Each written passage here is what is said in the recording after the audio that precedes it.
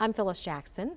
This is an interview with Dr. Tobe Johnson in the Ray Charles Performing Arts Center on the campus of Morehouse College.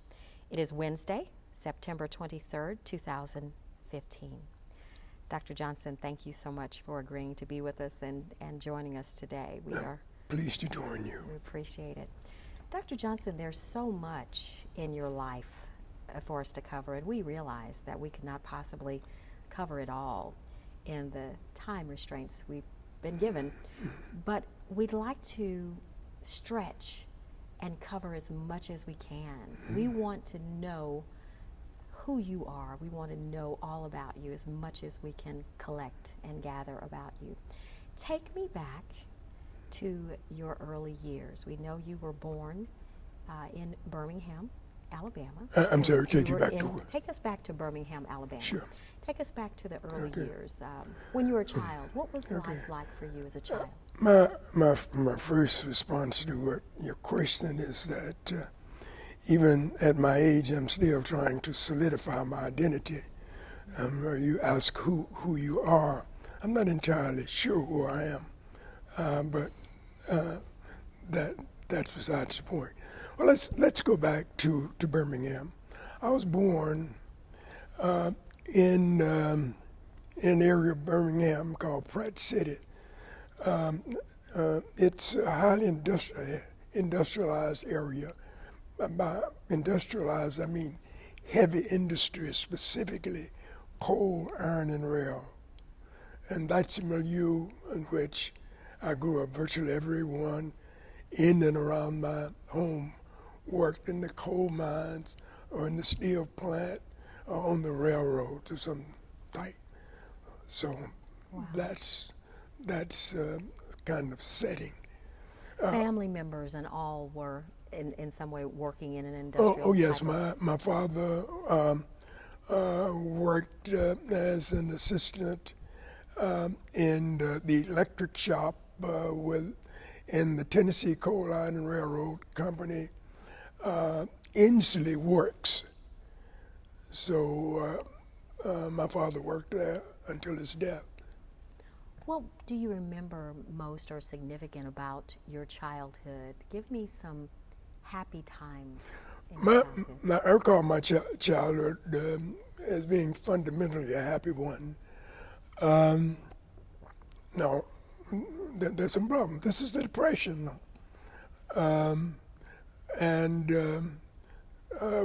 This is a working class community. There's a lot of, during this period, unemployment. And of course, there's the ever-present racial segregation and all of that. But within that context, I think that I had a very good childhood, thanks in large part, of course, to my mother, and of course to the supportive friends that we had. So some might look at my experience and see a bleaker set of circumstances, but and of course life has a way of doing with it. I remember only the good. But did you have an understanding as a very young person that there were substantial differences, that you were black and that there were substantial differences? Yeah, we understood it. I understood that, but I'll sort of turn that on its head. In this community, for some silly reason, we thought we were superior. And I think the reason for it was that I grew up, I entered elementary school in 35. Joe Louis became champion of the world in 37. And we followed Joe Louis and subsequent black boxing champions. And we simply thought that black people could whip anybody. I mean, that was the way we thought about it. Now, let me give you a little bit of insight into this community. As I look back, I think it was probably about 85% black, Um, the whites in it were poor whites and working class white. So there were no affluent people in that community. And the schools, of course, were segregated. I walked no less than a mile and a half each day to school, whereas the local school was a block and a half from me. But even that, this is an interesting story. Uh, the white boys who came to that, who attended that school, came. Let's see, they came out of East Holland, so they were walking northwest. We were going to Pratt City School. We were going southeast. Yeah, no, we were going northeast. And our paths would cross at some point, and there would always be a fight. And we were pretty good in the fight. But the officials, our principals and all, eventually required us to take a different path so we wouldn't come into contact with white boys.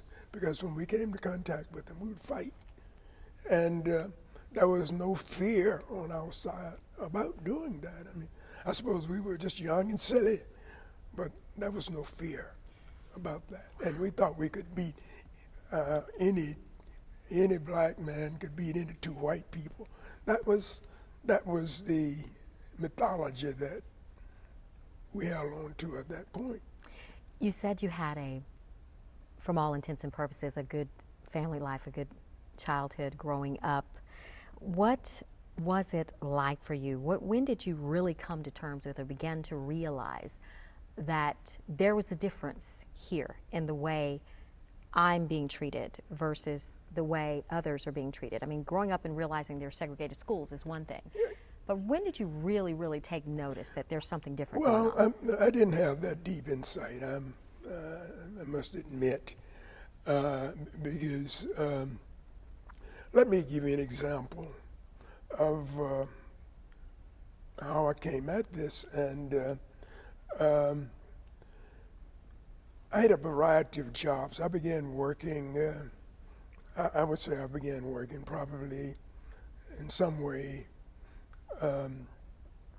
in early elementary school, because my father had a little confectionery, and I would come home from school and he would give me a market basket filled with candy, roasted peanuts, etc. And I'll go all over Pratt and pick up a nickel here and a nickel there to bring back to the house.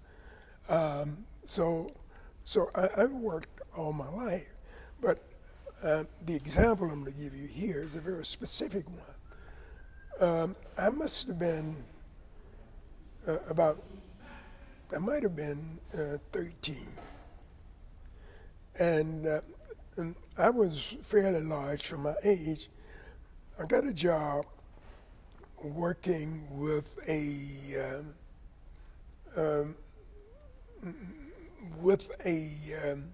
small firm that laid down cement. And I don't recall exactly what I did, but I think I must have moved it back and forth, whatever I could do in that process. And my boss man one day said to me, boy, so-and-so, I don't know. And I said straight back to him, I'm not a boy. His response to me is, you're all boys. Okay? So that was the way I pushed it. Now I realized that I got on the back of the streetcar. I got on the front of the streetcar, went to the back. I realized that when I went downtown to shop, to a department store, there was a black and white fountain. I realized that when I went to the local movies, black sat upstairs and even the blacks sit upstairs. I saw Gone with the Wind sitting upstairs with white people downstairs laughing at the show.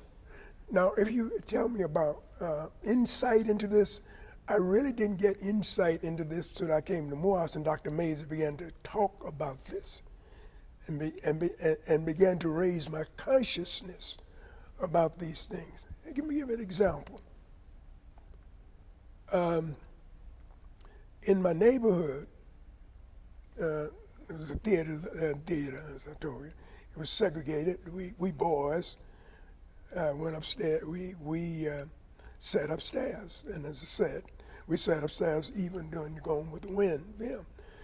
Well, we had some good Saturday afternoons sitting upstairs watching these three movies: a Western, some kind of B feature, and a serial. And that's what we talked about all the following week. We didn't think when we went upstairs that you're being sent up there because you're a second-class citizen. I didn't think that through. All of us boys went up and we enjoyed those circumstances. That situation. And even downtown, there were 4 black theaters downtown. There was a segregated white theater that got second-run film. The movie was a lyric theater where blacks had to sit upstairs if they went to the lyric. For example, I remember I saw Laura at the lyric. I could have chosen to go, as I did many times, to those black theaters. But by the time the movie got to them, there was usually about 30 run. Okay. When I came to Morehouse, and in fact, the first week that I came to Morehouse, a group of boys from Birmingham decided they wanted to go to the Fox Theater to see Ray Milan at Lost Weekend. All of us got in the streetcar and we went down the Fox and climbed up to the crow's nest, which if you go up there, it's make your nose bleed. But we saw Lost Weekend. That was the first one movie. We saw it very early on. Dr. Mays made the point dealing with the problem of who you are and what dignity means. Dr. Mays was no revolutionary, but what he said was that you are compelled, segregation exists by law, but you have a choice under certain conditions as to whether you're going to segregate yourself. Do not, and the point is, you do not attend, pay your money for, become involved in, participate in anything that's going to segregate you if you have a choice. From that point on, I never attended a segregated movie. But that was the beginning of the kind of conscious raising that Dr. Mays and Morehouse taught, made me do to see things a little differently than I had seen them earlier. To me, earlier it was simply a matter of going to a movie. To Dr. Mays was a matter of identity, who you are, and whether or not you're going to, as a human being who's equal to all other human beings, pay to segregate yourself. That was one of the first lessons I learned at Morehouse. And it's clear the impact that Dr. Mays had on you. And let me talk a little bit about your years at Morehouse as a student. How did you arrive here, and what was it like when you stepped upon the campus? Well, the truth of the matter is that I arrived here virtually accidentally. I knew nothing about colleges. I knew nothing about universities of that sort. The only thing that I had going for me was that I was always pretty good in school. And, things came pretty easy to me. So, and I loved it, and I liked to compete and that kind of thing. So that that that was one of the bases for my coming here. The other basis was that there were a group of people, kids in Birmingham, that I saw in the social class within the black community. I'm from working class parents.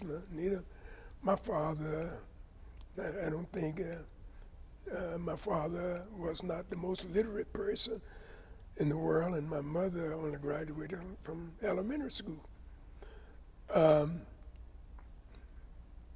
But when I went over to Parker High,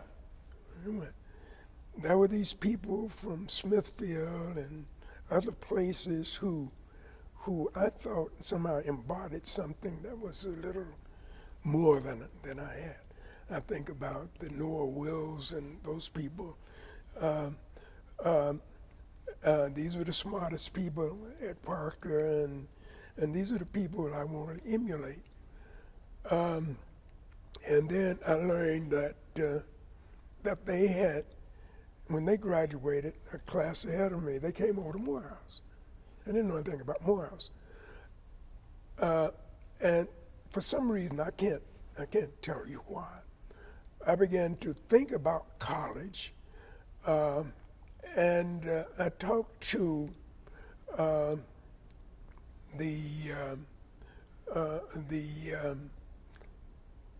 funeral director, Mr. Roberts, who lived across the street from me.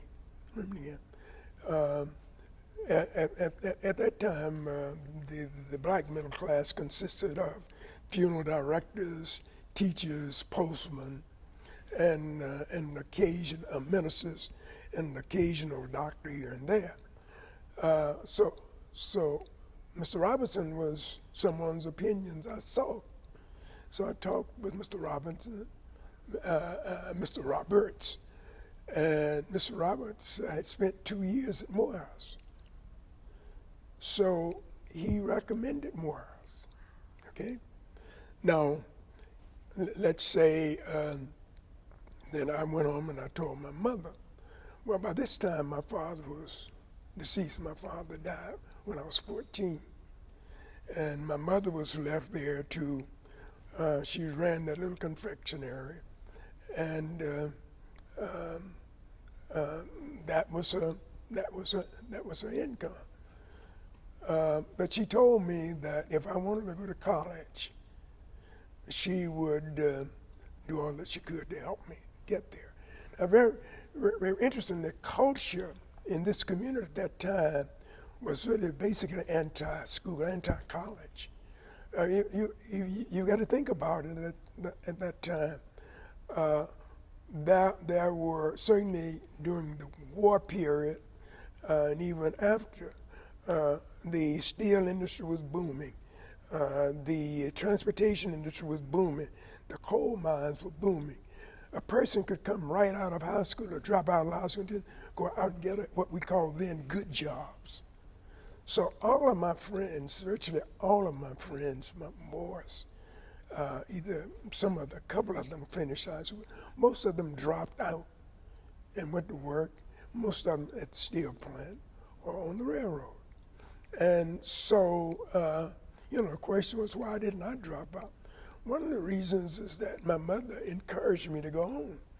Okay, I don't think she understood why, neither did I really, quite frankly, but she wanted me to go home. She wanted something better. And so eventually I came over here. And, but this really I got in over my head here when I came. I was 16 years old when I came over here. I was put in the room with the veterans were coming back at that time. This Morehouse enrollment in January, I came in January 46, increased significantly in January 46 because many of the veterans came back. So I got to interact with the veterans, and I learned some bad habits during that period. I'm going to tell you the truth. When I was in Birmingham, as a boy and as a scout, Boy Scout, and as an athlete, I was a choir boy. I mean, the kids that I interacted with didn't drink, didn't smoke, didn't swear, didn't do any of these things. And it was not because we were forced not to do. We just didn't do these things. We played ball and we did those things. I came over here. I learned to play poker. Who said this? I remember in Shawshank Redemption, one of the heroes said, "I had to come to prison to learn how to be a thief." I had to come to Morehouse to learn these things. And the truth is, I got off track. Because I can't be a good poker player. How did you get back on track? I went to the military. Okay. I dropped out of Morehouse after my second year. I went back to Birmingham, got a job in the steel plant. My intent was to save enough money to return. And incidentally, there was a great deal of foolishness about me then, because my mother was sending me all that she could, and I just didn't think that was enough. I didn't appreciate that until I looked back on what she was doing. But in any event, I went to work at the steel plant, and I worked there until around April 1949.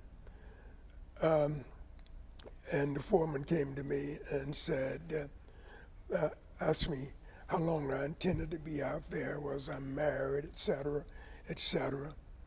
And I gave him frank answers. I told him I was going back to school, et cetera. The next day or so that I came back, I had a pink slip. I was discharged. And for many, many years, I thought I was discharged for racial reasons, or reason that I was going to return to school. It was only, as in many things in my life, in hindsight, that I understood what had happened. 1949 was a year of recession, which I hadn't slightest idea what that was in 49. But it was a year of recession. And certainly one of the things that my foreman was trying to do was to get some priority in terms of layoff, because some people are going to have to go. Well, here I was. I was 15, 16, didn't have any family, no dependents. We're going to return to school and all that. So looking back, and this will give you a sense of how I look at life. At one time, for many years, I thought I was laid off because of prejudice. But in hindsight, looking at the time, the circumstances, the choices that supervisor had, I came to conclude that I was the logical one to be laid off out of that game. And that's essentially my approach to life, is to try to reason things through, to think them through, and to where I've made a mistake in the past, to in my own mind, to rectify. Okay, so to get on with the story, that when the jobs dried up, so I joined the Air Force. And I spent most of the next 3 years in Japan. And I was discharged in December 52. I was back at Morehouse in January 53. How did you have the wherewithal? How's that? How did you have the wherewithal? Most people, when they drop out of college, don't return. What kept you going to actually make the return back to Morehouse? Well, I always thought about it, returning, and one of the things that really made it possible, facilitated it, was the Korean GI Bill of Rights. That is to say, I had federal support to return. Okay? So basically my fees, most of my fees were taken care of the next year and a half that I was at Morehouse. Then I immediately applied to graduate law school, and looking through all the possibilities, I decided to attend Columbia University, city of New York. And in September of '54, I went to New York. Now at that time I was virtually penniless when I left. But I'm telling you today, if I had a do-over, I'm not sure that I would. I would probably too frightened to do it. But I decided I'm going to do this. And so I went to Columbia. And as it turned out, by the end of the first semester, things were pretty good for me. I had my GI Bill coming in. I got a fellowship at Columbia. I worked at the post office during the Christmas. In January '55, I was rolling in money. But when I left, when I left Atlanta, I didn't have an overcoat. But I just took a chance. Risk taker. That's that. Safe to call you a risk taker. Well, that's a pretty high-minded word. Sometimes I might call it foolishness. I'm not sure. Because a risk taker is one who figures the odds. And the odds can be no more than 100%. And a risk taker then, in a serious way, then would sit down and figure the odds. And I didn't figure the odds. I just did it. So that wasn't risk taking. In the sense that in my classes we talk about taking risks. I just did it. Did you have a sensation or a feeling that you were being led and making the right decisions as all of these things unfolded? No, never had that. I know I'm going to disappoint you with all of this, but no, I never. As I moved from one step to the other in an incremental fashion, each thing that I did seemed to work out, but I didn't have a plan as to where all of this was going. So it just turned out that it all worked out. It worked out very well at Columbia. It worked out very well with my professors who I got along so well with, and who gave me the support I needed, and who gave me a scholarship to write my dissertation, and so it just worked out for me. What did you major in when you were at Morehouse? I majored in political science, and I majored in political science and history with a minor in economics.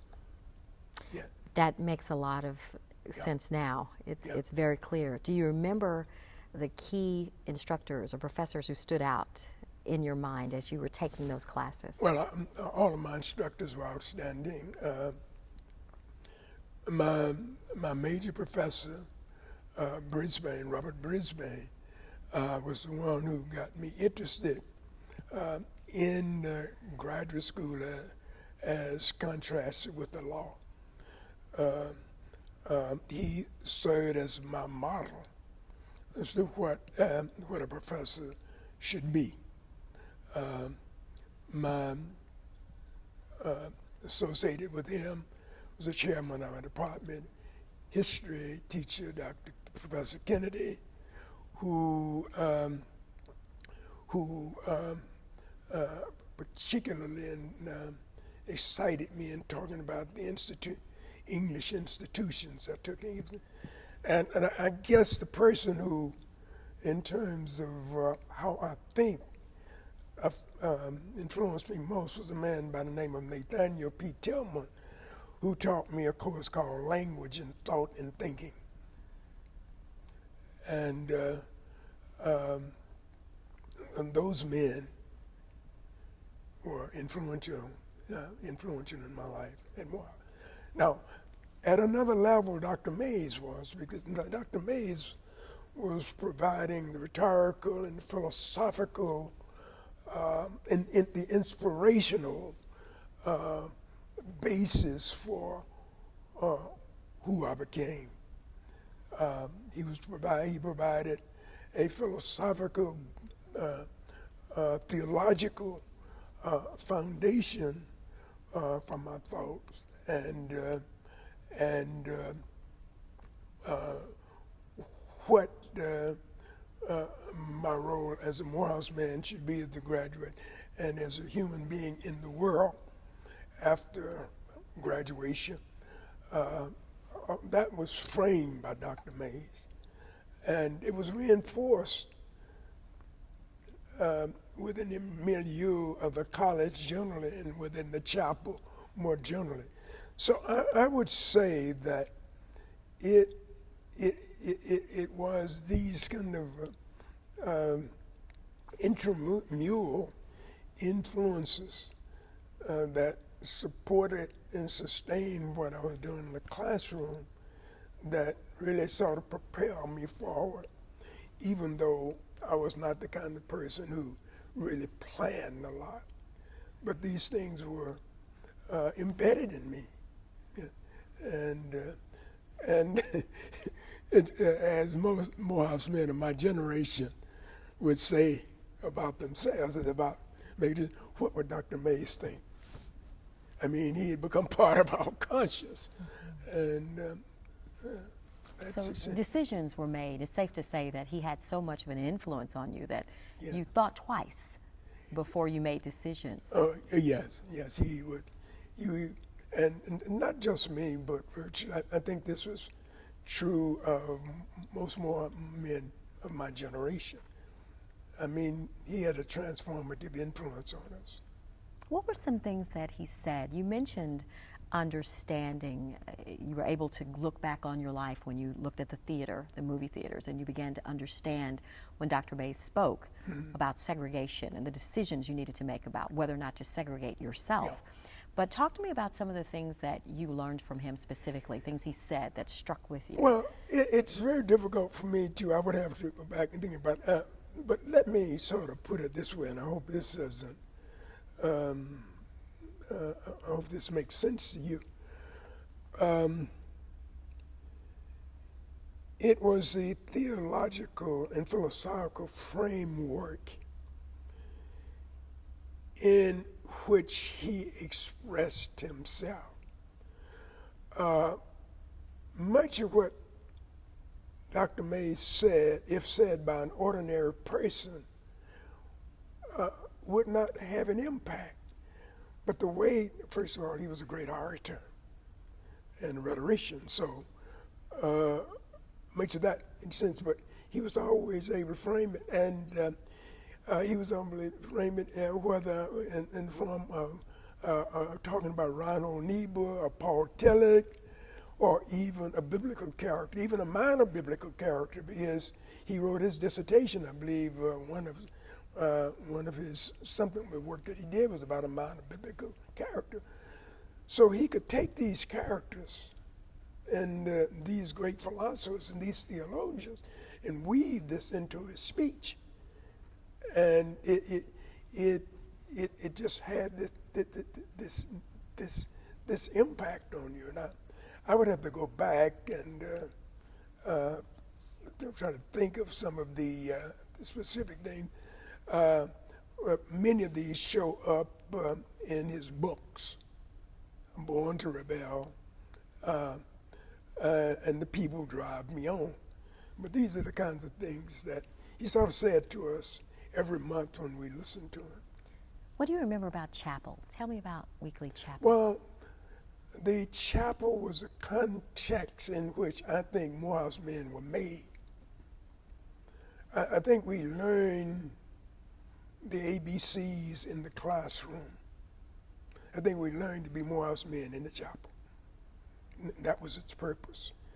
And it ranged from the deepest philosophy sometimes to almost things that were frivolous.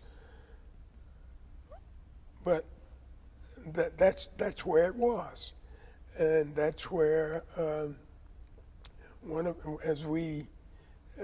way the chapel was set up is that You came in as a freshman. Your first year, you sat in the balcony. Then you became a sophomore. I believe you moved down to maybe the second, and maybe to the main floor. Then you became a junior and you moved to the middle. Then when you became a senior, you sat on the front row. If you see the pictures of MLK and others, you see them sitting on the front row in the chapel. They were seniors at that time.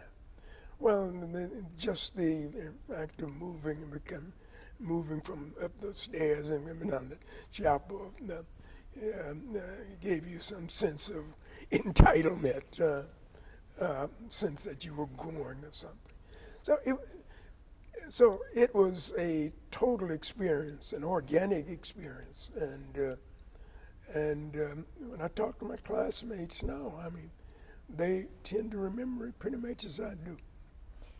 You talked about Dr. King briefly. Tell me, how did you know him? Did you know him on a personal level? Yeah, let's go. This is interesting. Dr. King and I were born the same year. He was born in January. I was born in September. When I came to Morehouse in January 46, he had been here 2 years. He came here, I believe, from 10th grade. Jumped straight over. I came out 16 when I got here, but I believe he might have been 14 or so when he got here. Anyway, I saw him on campus. He was well dressed. He carried a briefcase at a time when most of the rest of us were carrying paper bags. I mean, by our standards, he was well-to-do. And I think his nickname was, what was his nickname? He had a nickname that referred to the quality of his clothes. I remember him, he wore a hat and all of that. So, but I didn't know him. I saw him, and he lived off campus, and so there was nothing memorable about him at that point.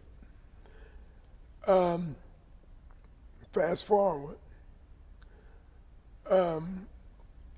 his breakout was Montgomery. And I'm trying, and I was thinking about this before I came, I'm trying to remember when I met him, and we began friends, and we became friends on a first name basis. That could have been as early as 58 or as late as 60. I'm not sure, but from that point on, he had taught some classes at Morehouse, and I might have met him on campus, and we'd talk. And I would meet him, and we would talk regardless of where we were. But our conversations were never about anything philosophical or not even politically, anything deep. They were the kinds of conversations that young men sort of have with each other. Wasn't trash talk, but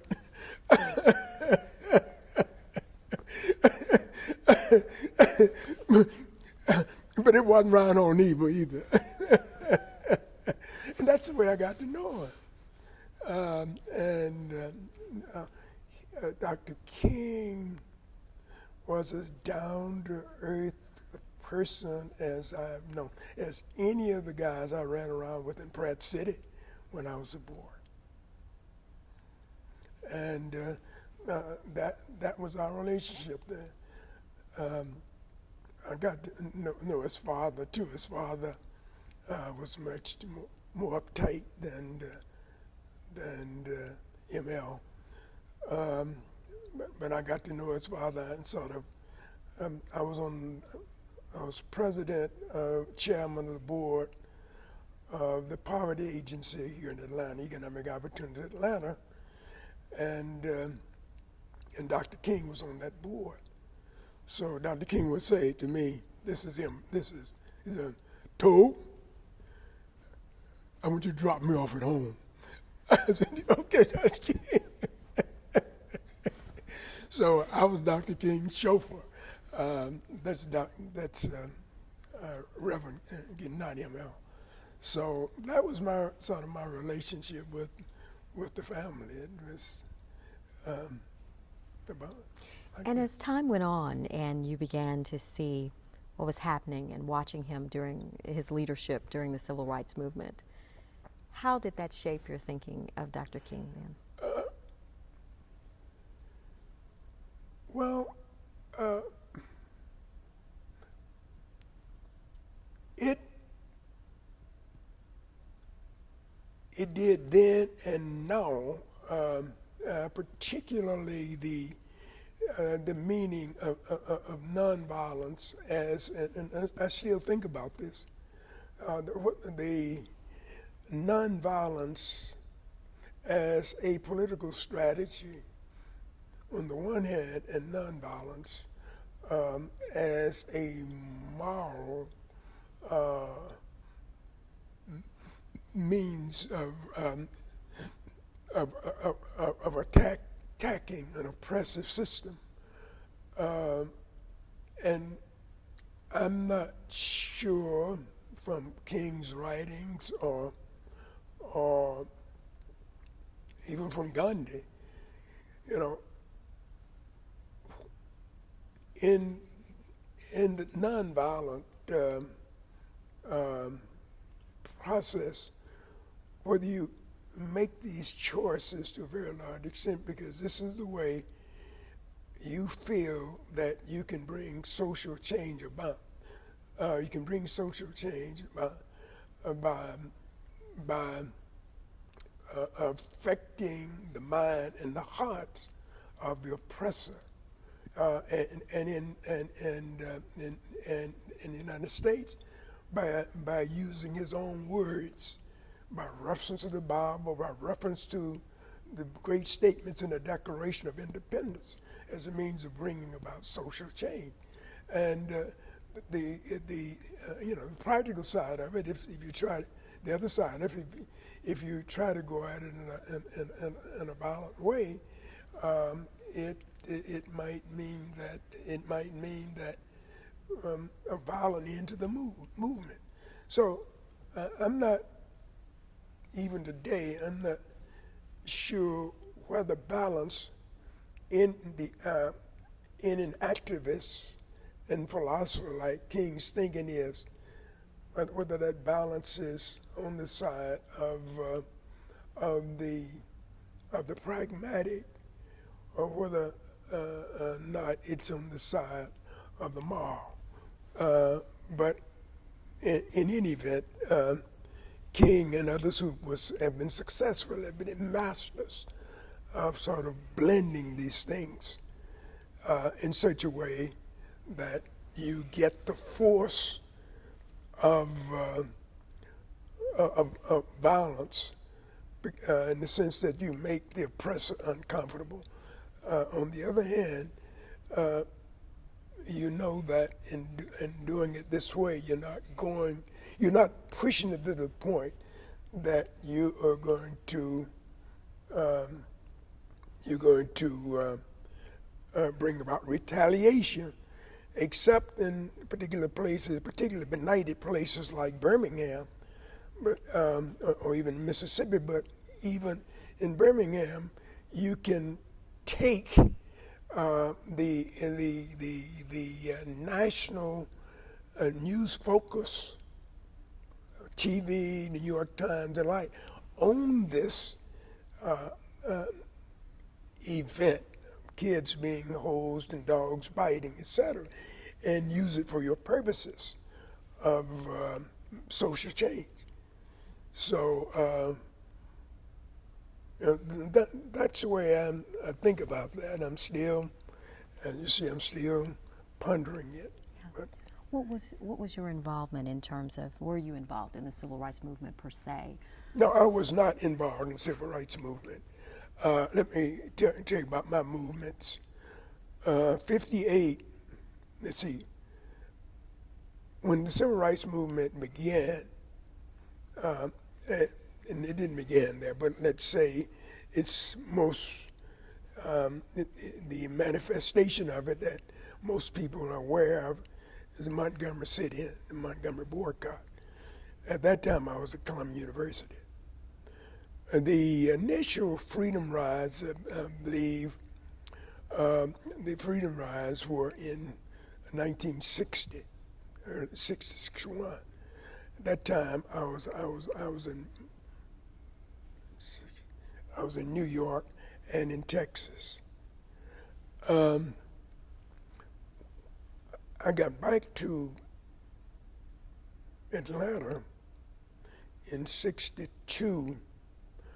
The sit-ins were still going on, but I was not a part of that.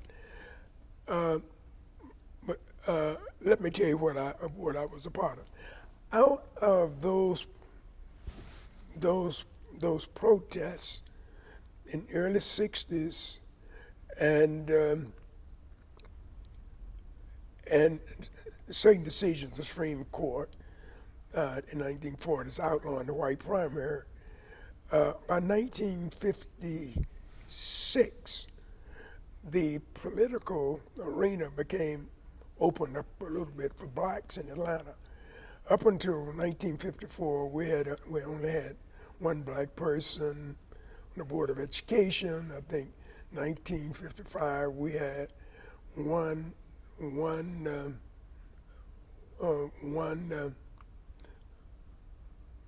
65. We had one black alderman. By 1966, particularly I believe Bond and Ben Brown and others went to the legislature, 66, 67, and by 1969, we had, I believe 5 black council. Well, it was with the event of the election of those black council persons and the election of our state representatives that I became actively involved. I became actively involved about, like saying, in advising them, talking with them, writing papers, and with Maynard Jackson serving as a campaign manager. I mean, not as a manager, as his issues chair. And so I sort of took advantage of the groundwork that King and the civil rights people had done in the 50s to begin working with elected or aspiring elected officials in the late 1960s. So my biggest role, whatever contribution that I might have made to the city was probably made beginning in the late 1960s and running through maybe the 1980s. And did you see this also as a way at the time to have an impact where the civil rights movement opened up the door? Oh, the civil rights wouldn't have been possible without the civil rights movement. The Voting Rights Act, and two things here, one which is not recognized. One, court decision, Supreme Court decision in 1944 and 95 and 44 and 45, which struck down the white primary, which let loose in Atlanta all of this latent political energy, black energy, during the latter part of the 40s. Now we were not being elected, but we became a part of an important electoral coalition during that period. Then, as I said, even going into the 50s, we still didn't have any black elected officials. It was really not until after the Voting Rights Act. And, well, that was, I won't go into all the series of other things that happened in the Supreme Court that freed up the political process and made it possible for people for black to aspire for political office. Do you remember how you felt during that time in watching these things transpire? A young boy from Birmingham, Alabama, leaves there. That boy comes was to Atlanta. long gone. That boy was long gone. You know, by this time I was filtering all of this through Morehouse College, through Japan, through New York and Columbia University. You know, so I was, I guess, just as the other activists at that time. I simply saw it as an opportunity to, I suppose in the end, all of it was designed to improve the well-being of black people. Initially, we thought we could do it through eliminating segregation of the water fountain, and then later we went to the voting rights thing, and then later we went to housing. But I saw all of these as ways of moving blacks forward. Now, let me again, and you might scratch this whole thing, but let me tell you, the process of understanding this took a long time, and I'll give you an example.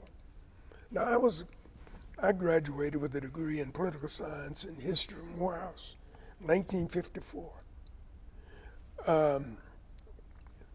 Brown versus the Board of Education was announced on the 18th of May, 1954, just before I graduated. We graduated in June. I remember that we were, and there's a group of quote, the boys, were standing on the corner at what was then Fair Street and Fair Street, got the other Fair Street, talking, and a reporter from Atlanta Constitution Journal came and talked. What do you think about this Brown versus the Board of Education decision? What do you think about it?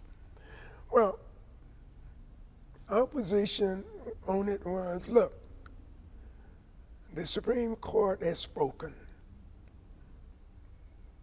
Desegregation is the law of the land. It's going to happen.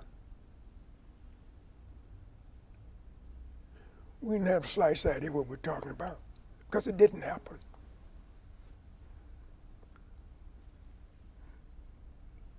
Before anything happened, state legislators passed laws, governors stood in schoolhouse doors,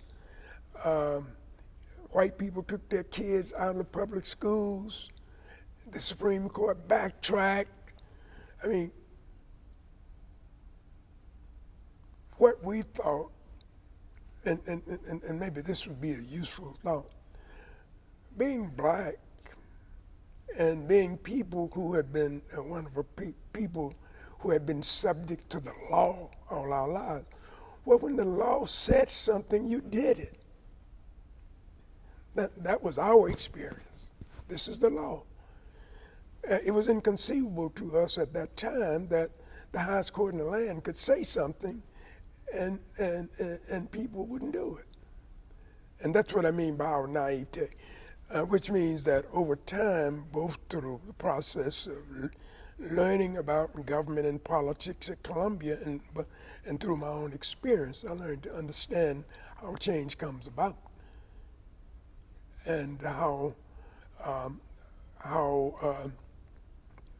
in the United States, there is no one body that didn't decree once and for all what every other institution is going to do, and that's settled. Indeed, in the United States, no important issues ever settled.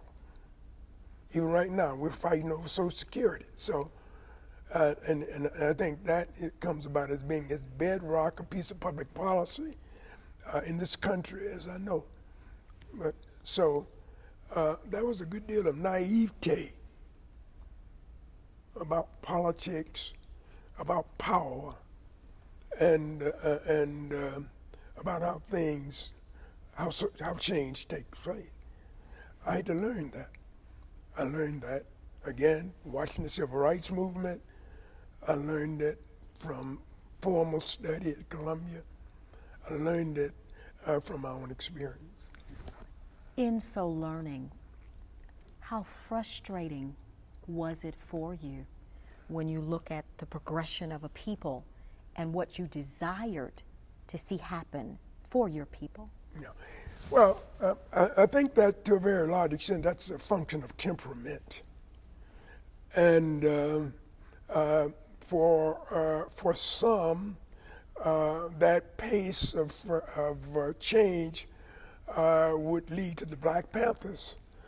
For others, like myself, whose temperament it is to, and whose understanding of how the world works is to deal philosophically with that. As long as change occurs, as Martin says, in the long run, the arc of justice, that universe arcs toward justice. But he was talking in the long run. He wasn't talking about tomorrow. So temperamentally, then, I'm able to deal with that. Talk about your years working. How's that? Going from being a student at Morehouse College to working at Morehouse College. What's that like? Well, by the time I graduated from Morehouse, contrary to my first 2 years, I was considered a, quote, outstanding student. So, I got some prerequisites and the like, and the support for teachers and all of that by that time. Also, by that time, I'm a little older than most students. I'm now, 24. And that's 8 years later. I came here when I was 16. That's 8 years later. Let me tell you, I came to Morehouse twice. The first, I was at Columbia in, I was at Columbia in 57, 58. I think I had registered for the 58, 59 season, but I got a request from Morehouse, the chairman of my department, asked me to take a year off and come back to handle Dr. Brisbane's classes. Dr. Brisbane was on sabbatical. We had a program with Spelman called Non-Western Studies, and Dr. Brisbane was in India at that time. And so they asked me to come back to take his classes. Now, I'm going to take Brisbane's classes, but I did, and so I had all these classes to try to teach, and I looked everywhere for notes to try to teach it. I mean, it was difficult. Here I am thrown into this situation. Anyway, I got through it. I was treated well because I was the lowest person on the totem pole at that point, but I was treated well. And apparently I must have done pretty well because I was outsmacked. Now, how did I get back the second time? Actually, I went to Prairie View to complete my dissertation. And I believe my professor at Columbia had arranged for me to begin working. I was working on getting me to go to the University of Massachusetts. I think that's where I was supposed to go. In the spring of 1952, Dr. Mays came to Prairie View, where I was working, to give a speech to the honors program, honors day convocation. And he asked to talk with me So my wife and I invited him to our home. We had dinner, Dr. Mays, and he asked me to come back to Morehouse. So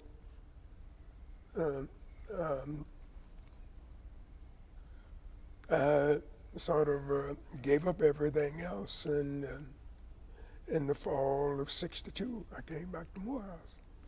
And I'm frankly tell you, I was sort of on the fast track when I came here, because Dr. Mays had me doing all kinds of things that I had the energy and perhaps he thought that perhaps I had the intelligence to do. So very quickly, for example, we had a Peace Corps training program in '65, '66. He had leaned on Shriver to get Shriver to put a Peace Corps training program in black school. And Shriver had put this program at Morehouse and Spelman and one at AU. And Mays asked me to run it, and I did. When the first Title III grant came through, he asked me to put a program together. I put the visiting professors program together. Just before he left, Morehouse was up for its first formal accreditation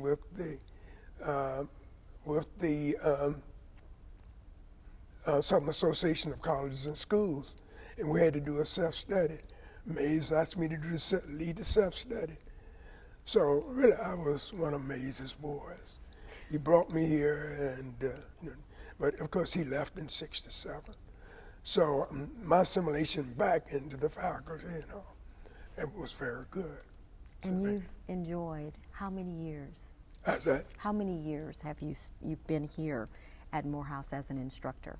Well, I said 58. Now, I think I calculate, see, 62. Well, you have to do the calculation. 62 to, I believe, actually teaching 54 years, and I get credit for 3 years that I was away. So my tenure at Morehouse is 57 years. If you were to take and think about one word that describes your time here at Morehouse as an instructor, what one word? I don't have one word. That it's, you're going to fail on that one. I don't have a word, just one word. It's just no way for me to encompass 57 years in one word. I just can't do it.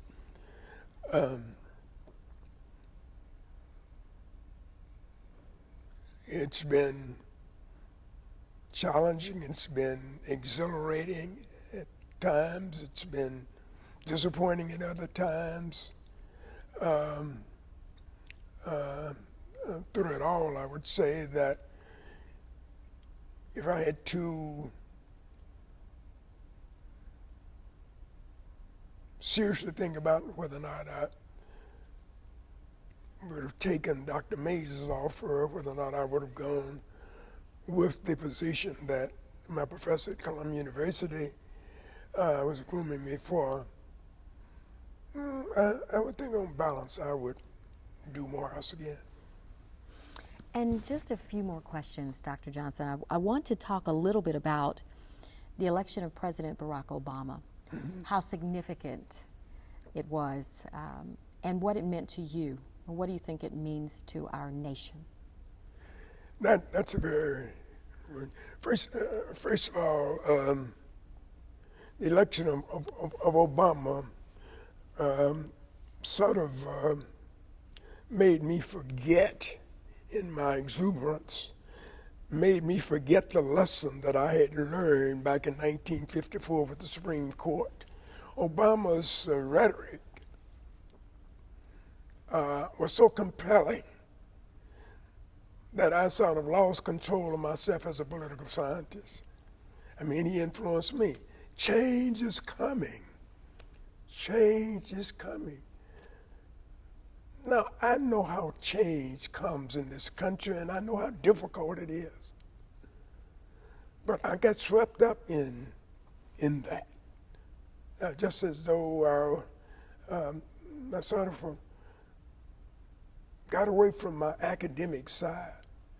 I'm saying, well, how do you bring change about?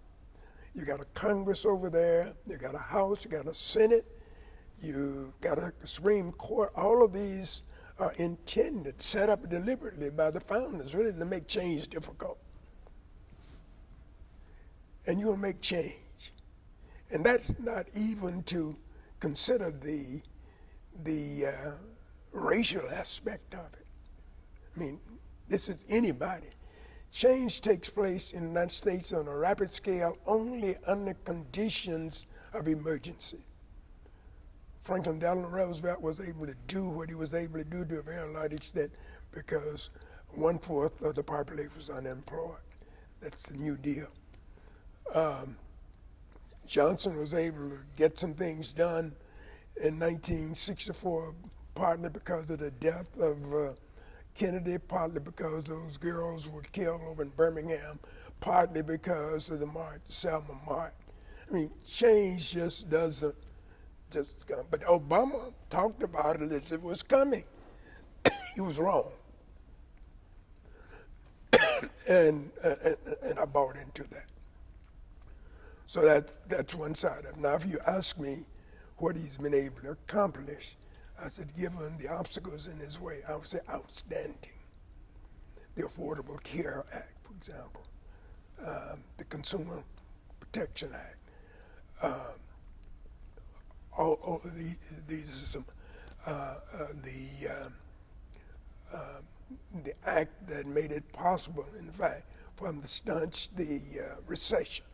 So he has done a lot of things, good things.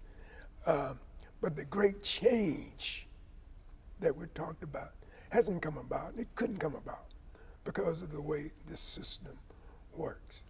The other question is of course, like every other black, I was hardened by the fact that this man was elected. Not only was he elected, he was electable, and he was re-elected, which means that whatever. Can I get a drink of water? Absolutely. Absolutely. Absolutely. Thank you.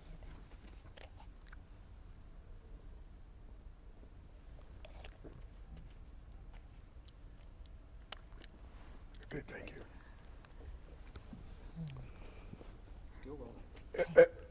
As I was saying, he was not only elected, but he was electable, and he was elected again. So whatever we might say about racism in this country, it's clear that there's a large enough component of other racial groups who were willing to support him through 2 terms.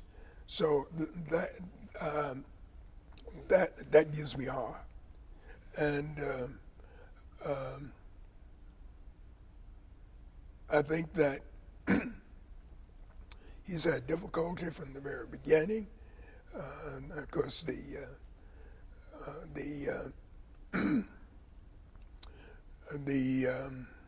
majority leader, he was minority leader at that time, majority leader in the Senate, said that, in 2008, 2009, that the job of his party was to prevent Obama from being reelected.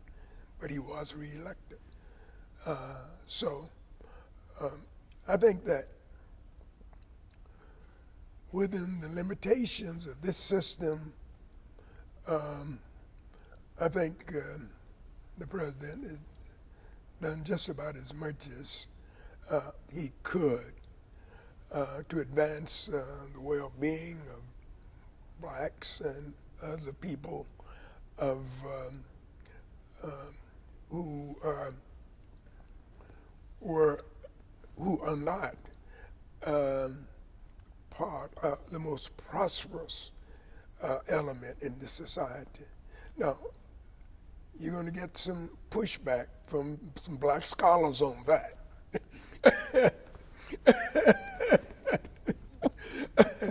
I saw him up I used to be at Princeton and other places who had some very strong feelings about what the president has done or has not done. I'm not one of those people. The president has tended to embody his policy for change within sort of universalistic policy, such as the Affordable Care Act, which to a very large extent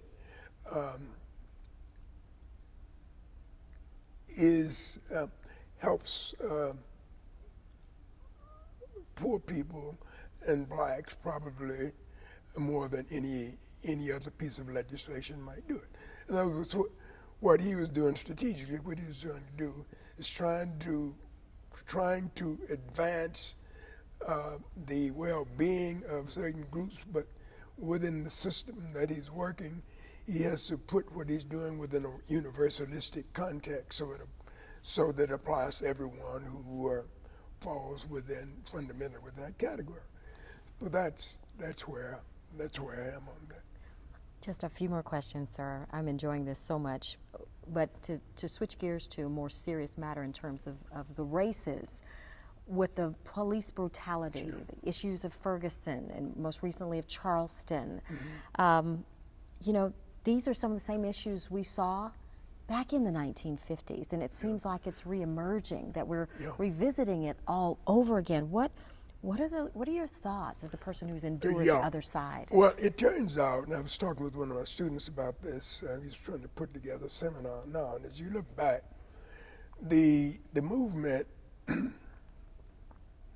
began in in '55, was about public accommodation, so we get a law on that. That's Selma, so we get a Voting Rights Act. There are the riots or rebellions or whatever. We get a Housing Act of 1968, but there is never any broad act that applies to the criminal justice system. Even in '94 with Rodney King, where this emerges again as a big national issue, nothing is done, nothing passes. Now, looking back, that was working against a couple of other things that were going on in that context.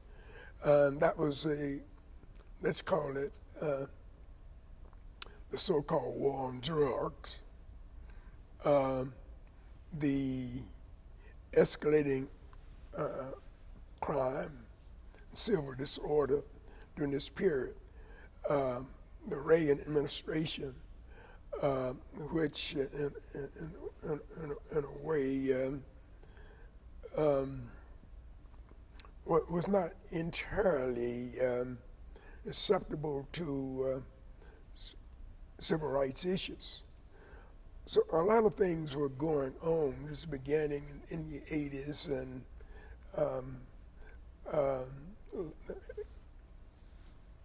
the '80s and going into the '90s. Also, we have to remember that there was a bad taste left in the mouths of many ethnic white people after the 1960s because of the disorders and because of the Vietnam situation. They became eventually Reagan Democrats. So in the elections in the '80s, these people who in the previous years would have been Democrats were now Reagan Democrat. So the climate was really not very good, really, for accentuating the kind of lawlessness that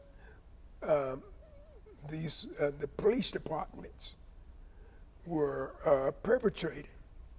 Also, in order to deal with this crime, and the crime was, had escalated, and things like the broken windows policies were passed in New York. That is to say, the idea of any disorder, any kind of disorder, would, if not stopped immediately, would lead to larger disorder. That in turn led to the stop and frisk situation. This is in New York and other places where hundreds of black men are being stopped and frisked, and as we know, no manhandle in the process. So the anger, I think, was building up over time. It was smoldering. And I think that eventually it just exploded in the cases that you talked about.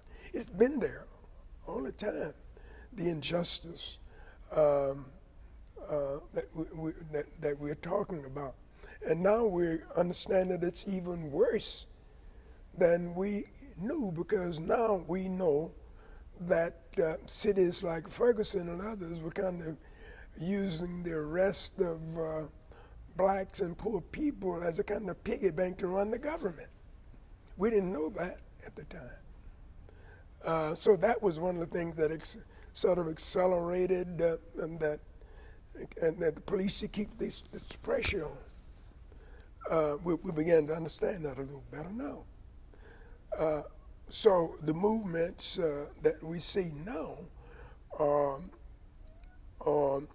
efforts to, I think it's no longer possible to contain that. And with the visibility in terms of videos and others, the police who had been in effect given, at least by most white people, had been given a pass when it came to cases where blacks and others had been assaulted, beat up, etc. I mean, it was assumed that the police were right. But now we've got videos to show what happened. And so given the simmering discontent combined with the technology that makes it visible for everyone to see, and then becomes possible then for movements to arise around. Are we heading towards a racial war? I doubt it. I can't see that. I can't see that we're going there. I don't think we're as close to that as we were in the 1960s. But we certainly are at a point at which we have begun to question the prerogatives of police officers, which was sort of sacrosanct before, which when they did something, the DA who had to work with them, in effect, took it into a grand jury, and the grand jury let the policeman off. That's not likely to happen anymore. So no, I don't see where the energy, the incentive, or these things for a race war come about. Now, having said that, things tend to occur sort of spontaneous at times, that are unpredictable. A good part of history is unpredictable, so I don't know. But I don't see that the conditions in the United States are such that the outcome that you mentioned is likely, certainly in the short run. With about a minute left, sir, what strategies do you think we need to embrace and employ for the future? That's a very good question, and I think we are beginning to try to deal with it. Certainly, we're going to have to organize better. Certainly, we're going to have to find the resources that we need in order to pursue this on a protracted basis. You must remember that the NACP, which has been the one of the, in the early years, the sole institutional arm that black people had promoting their legal constitutional interests. What they did, they came into this in 1909. We're talking now more than 100 years of work. So one of the things that I'm very pleased about, I'm not close enough, I haven't done the research there, but it seems to me, one, there are young people involved, once again. That's the future. Two, women are deeply involved. It's the future. What they have to understand is that for things like this happen, you got to have good leadership. You have to have a good organization. You have to be able to mobilize your resources in the direction that enables you to achieve the kinds of goals you're interested in. I'm very pleased to particularly learn that the young people have come back into this matter. They might be disorganized at this point, but give them a chance. Dr. Johnson, we thank you so much for Yeah, your time. well, Thank you for talking to us today. Well, thank you for permitting me to ramble on.